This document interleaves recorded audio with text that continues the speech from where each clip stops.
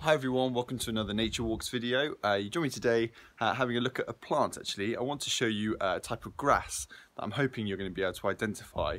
Now you might think that grasses are a little bit boring and they all look the same and they're very difficult, and I would agree with you for the large part they can be very difficult, but I wouldn't agree with you that they're boring. So I want to show you one that I think you can hopefully identify yourselves, but you might notice I'm not in your typical location for finding a grass. In fact, I'm looking down here, which is where I found one of my most favourite grasses.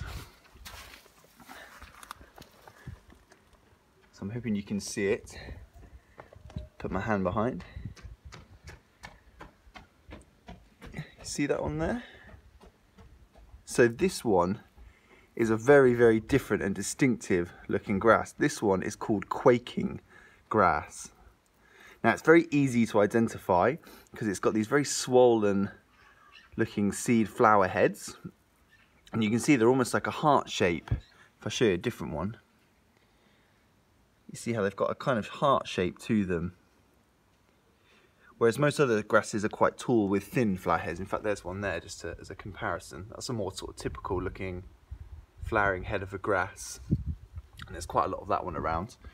So this one is very, very different. And it's called Quaking Grass, as I said, and the reason it's called Quaking Grass is because on a windy day, which is slightly windy today, because of the way that they're on a little pendulum, so they've got this little hook in their grass stem, they hang down, and just as the wind blows, as it is now, they sort of quake or shiver. So it's also sometimes called shivering grass as a result.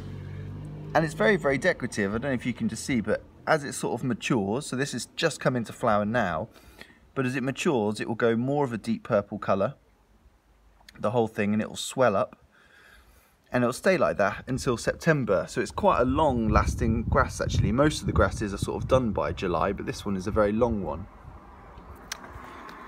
So that's quaking grass. Now quaking grass is really unusual because typically you find quaking grasses in unimproved meadows. So the best quality meadows, the one that have good management and have lots of wildflower. So it's kind of unusual that it's growing here, but there is a reason.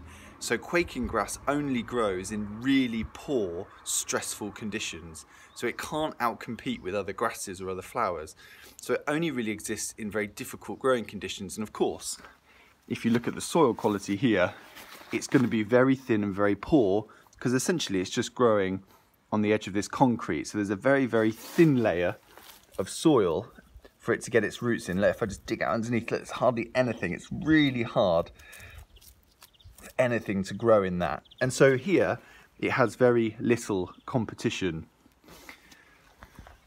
So there you go. So sometimes the best places to find really interesting wildflowers doesn't have to be out somewhere wild. It can just be in very urban areas on where you've got really thin soil. So have a look, roadside verges or just in these little abandoned sections can be really good places, and hopefully quaking grass is a nice easy one for you to learn. All right, enjoy.